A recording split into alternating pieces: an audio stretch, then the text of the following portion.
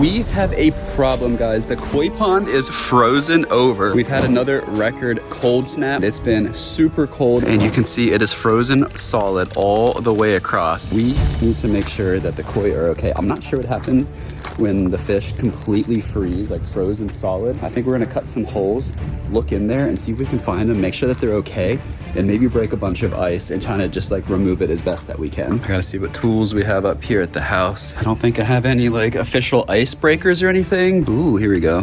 This looks like it could be great. That could be an icebreaker. I think we try this first and see how this goes. I wonder how thick this ice is. I mean, there's literally leaves and stuff. That's pretty thick. I don't know why there's a layer of water on top. It must have like sunken down some. Oh, there's a hole right there. That's interesting. Okay. This is not the best tool. We're gonna have to find something else. And I wanna move quick because I don't know how long they've been under that frozen ice. My koi fish are freezing to death. There was a massive flash freeze across North Carolina and my koi fish are trapped under the ice. Over the last few days, we've been investigating the frozen pond monster at the Sharer fam house. Now, the Team RAR house is frozen. My fish have already been dying in huge numbers and now I don't think they're gonna survive this deep freeze. So I need to get out there, break the ice, and try to rescue my fish. Let's hope we're not too late. Oh, this is perfect. That's an icebreaker. This I usually use for digging in the dirt, but this is gonna be perfect. Here we go. Yes, okay. This is great. I can probably, there we go. Okay. I can cut a hole with this. I think I can just like cut a square. This is so cool. This is working really good. And now we can scrape the ice out. I wanna see how thick it is. It looks pretty thick. Okay, that is 3/4 of an inch if I had to say. I don't know how thick ice needs to be to walk on.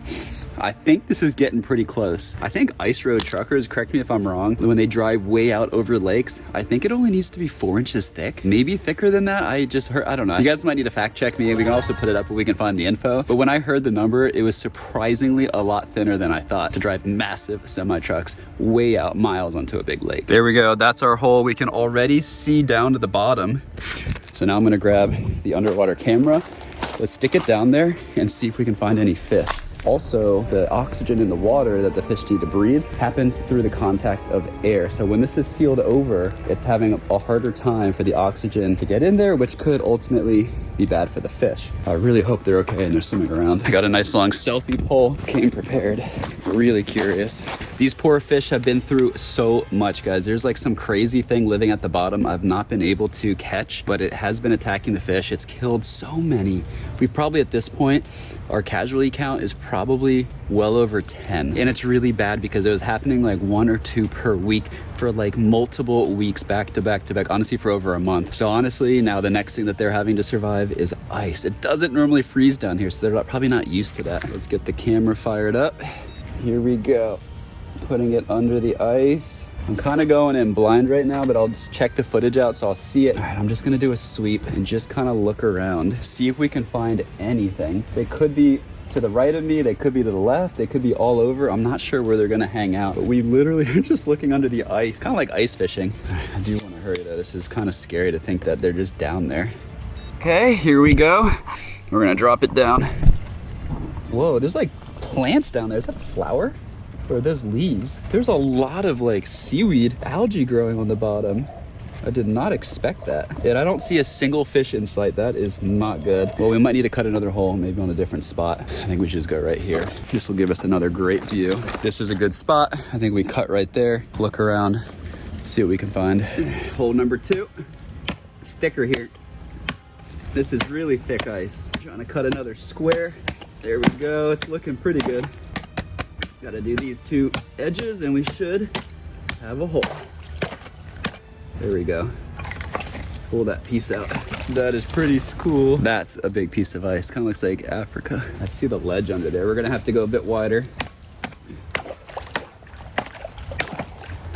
Round 2, going under the ice. Here we go. We are officially under. I'm wondering if we can see anything now. Are there any fish under there? No. Where are all the fish? They couldn't have disappeared. This is not good. I'm really getting worried. Let's see the results. Round 2, going under the ice. it's like empty. There's nothing under there. It's even more empty than the last shot we got. Still oh, hold up. I see them. I at least see some of them. I think they're moving. They're over this way, more in the deep end. Okay, that is exciting. So we just need to dig one more hole. I think we dig it maybe right here. Maybe the other side. I think we'll go on the other side. Let's hurry it now. We found them, at least a few of them. I really need to make sure they're okay. I hope us digging like these holes in the ice isn't going to actually like stress them out more. They've already been going through so much. One more hole here. Babies, I'm coming for you. I want to be really gentle with how I break this one, because I think the fish are directly under here. Oh, it's so thick on this side. There's no gentle way to do this. I gotta just go. There we go. We got it. We are good to go. Here we go. Down in the new hole. Let's go real far down. Okay. I'm trying to see if I can see the camera right now. I see a little bit, but I'm not seeing what the camera is seeing. I wonder if I scared the fish or what. Working on getting just a really good pan shot of everything there. Okay, here we go. Moment of truth. Let's see what we got. What? Don't tell me there's no fish. Found one. Found a lot. They are over there. This yellow one I am so close to. That is so cool. Here's the others. Okay. Oh, scared that one a little bit. Okay, we're going back down. I gotta stick the camera way over that way. I'm gonna get this thing fully extended. All these fish are literally frozen under ice. They're nice and slow. I think they're all gonna be right over here. Oh gosh. Seriously? Oh gosh. Oh no. I literally almost dropped 2 cameras. Oh, what happened? How the heck did that happen? I'm pulling out. Oh gosh. Hopefully we saw everything. Okay. Resetting this camera up. Here we go, last one. I think they're gonna be right this way. This is as far as I can reach. Something's bubbling. That's funny. Come on, I'm really hoping I get a great view of them. We found them for sure. We are right up in them. There's a huge cluster of them. All the different colors. They're swimming, they look okay. They're all in the back corner. I probably scared some of them that way, but I think we are looking okay. This is great. Great news. We found the koi under there, but I think we need to figure out how to take some of the ice out. Cutting it is gonna be a lot of work, but I have an idea. This is an underwater bubbler I have put in over that way. I think if I turn it on, it'll help circulate and potentially break through the ice. So I think let's just try it, see what it does. Okay, it's bubbling, there it goes.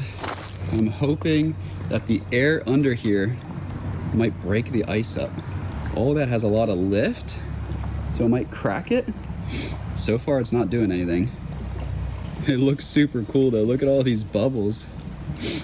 Oh, they're escaping through the holes there. That's pretty cool.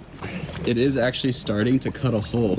Okay, so it's catching a hole. The water is now coming on top of the ice. So this might actually do a really good job of breaking the ice up, melting it, making sure there's also oxygen with the bubbles, because normally I'm running that bubbler to oxygenate the water. This also just might help destroy the ice.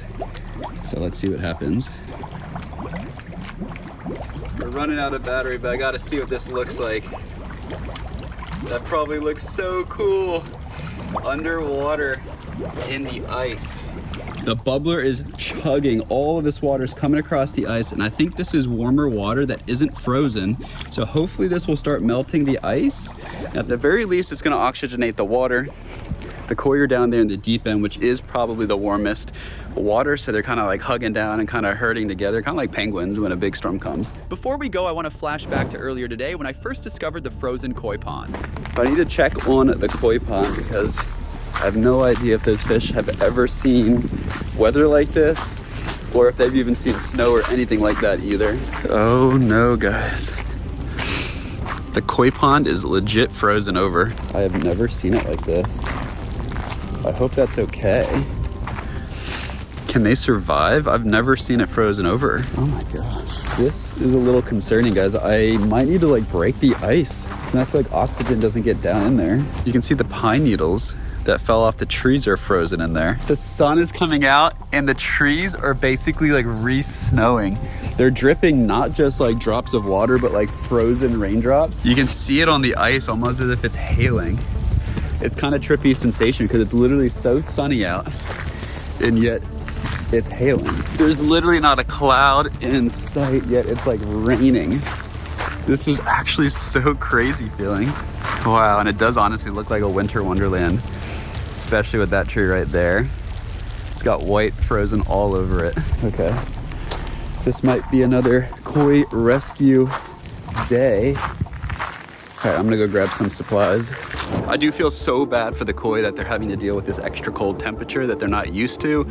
The ice, I feel like, is just horrible. I'm really praying for some warmer weather in this polar vortex to just get out of here. We're supposed to be about 60 degrees right now, and we are below freezing as the high. Make sure you guys subscribe right now to show the koi fish some love, because they need some love and some warmth. See you guys in the next video.